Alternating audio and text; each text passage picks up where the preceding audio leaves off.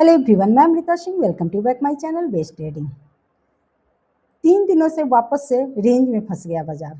9 दिनों का range breakout किया, 24,090 का करीब हाई भी बना। बहुत खुश हो गए थे निवेशक और ट्रेडर भी, लेकिन खुशी बस ये एक दिन की रही और वापस 23,900 पे बुधवार की क्लोजिंग की। हालांकि आज छुट्टी है, कल फिर बाजार खुलेगा। यूएस का बाजार आज खुला हुआ है।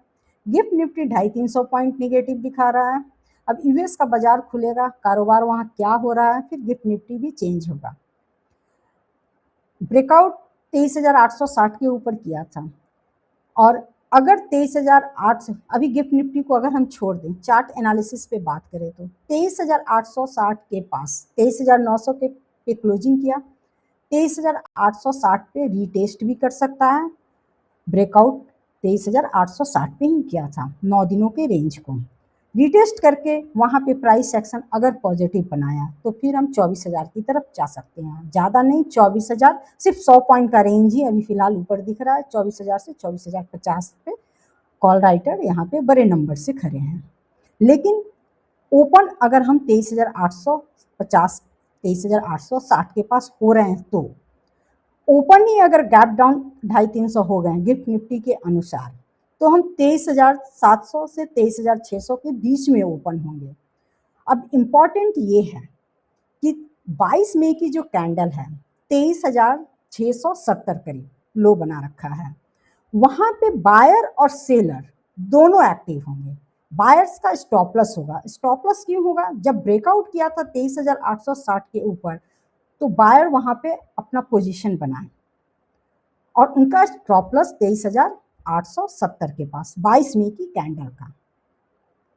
और सेलर वहां पे एक्टिव इसलिए होंगे कि वो अब नीचे आने के लिए प्रेशर बनाएंगे। तो वहां पे ध्यान रखना, अगर हम 250-300 पॉइंट गैप डाउन ओपन हो रहे हैं गिफ्ट निफ्टी के अनुसार और प्राइस एक्शन 22 मई की कैंडल के लो के पास अगर कंसोलिडेट करता है, कंसोलिडेट करने के बाद रिकवरी ले रहा है, कंपोनेंट पे हमें नजर रखनी है, रिकवरी ले रहा है तो फिर हम 23,900 तक के लिए एक पोजीशन ले सकते हैं, क्योंकि 23,850 से 23,900 पे वापस से कॉल राइटर आ जाएंगे, उन्हें मौका मिल जाएगा जैसा कि 9 दिनों के रेंज में हो रहा था।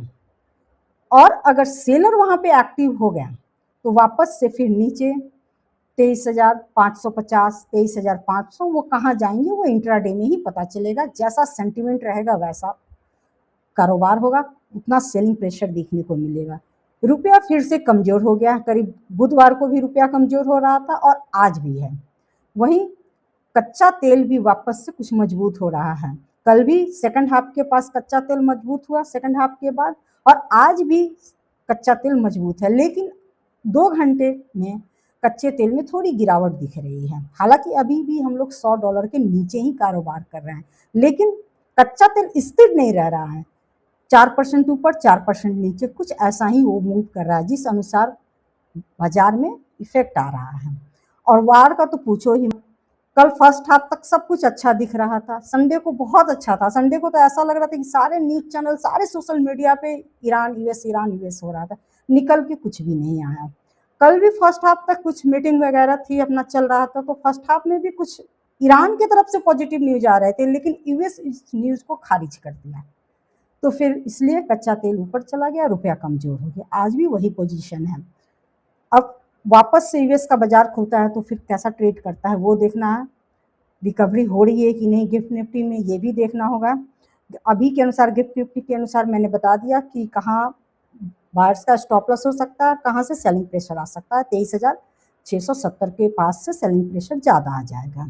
अब चलिए 15 मिनट टाइम फ्रेम पर देखते हैं कि इंट्राडे में फिर क्या क्या सपोर्ट रहेगा, क्या रेजिस्टेंस रहेगा, क्योंकि ऐसा तो नहीं कि एक ही बार 300 पॉइंट 200 पॉइंट आ जाता है। हर 50-60 पॉइंट पे हमें एक प्राइस देखना पड़ता है कि कहाँ पे सपोर्ट ले भी सकता है, तो उसके लिए हमें चार्ट पे जाना पड़ेगा। तो चलिए फटाफट चार्ट एनालिसिस करते हैं। इंट्राडे ट्रेडिंग के लिए 15 मिनट का टाइम फ्रेम सबसे बेस्ट होता है। ठीक है, अब हम क्लोज किए थे 23,907 के पास, निफ्टी की क्लोजिंग यहीं पे आई थी। पहला सपोर्ट 23,860 जो कि यहीं से ब्रेकआउट किया था। अगर हम इसी जोन पे ओपन हो रहे हैं 23,860, गिफ्ट निफ्टी को अभी छोड़ दे, क्या कर रहा है चार्ट की बात करते हैं। ओपन हो रहे हैं और एक बुलिश कैंडल यहाँ पे प्राइस एक्शन पॉजिटिव बनता है। इस प्राइस के लो के साथ, कैंडल के लो के साथ हम एक ट्रेड ले सकते हैं। ज़्यादा दूर तो यहाँ नहीं मिलेगा, 23,920 से 23,930 पहला रेजिस्टेंस यही बनेगा। और इस रेजिस्टेंस को भी अगर निकाल रहा है तो फिर दूसरा रेजिस्टेंस अपसाइड के लिए 23,980 से 23,990 और उसके बाद भी अपसाइड का रेजिस्टेंस जो कि हाई बना अभी 24,090 के पास। तो हालांकि सेंटीमेंट बहुत अच्छा नहीं है, ये उम्मीद भी नहीं है कि बाजार शायद 24,000 क्रॉस कर पाए। ठीक है, अब डाउन साइड का ही देखते हैं। गैप डाउन होता है तो हमें शायद इंट्राडे में एक रिकवरी का मौका मिले। सबसे बेस्ट रहेगा अगर गैप डाउन ओपन हो रहा है गिफ्ट निफ्टी के अकॉर्डिंग, तो गिफ्ट निफ्टी तो 250-300 पॉइंट दिखा रहा है जो कि 23,650 के करीब दिखा रहा है। उससे पहले भी एक सपोर्ट यहाँ पे है। हम गैप अप ओपन हुए थे करीब 25 मई को, उसी दिन गैप अप ओपन हुए 25 मई को। आधे गैप को हम फिल कर चुके हैं और उसी गैप को अगर पूरा फिल करता है तो 23,750 पे पहला सपोर्ट होगा।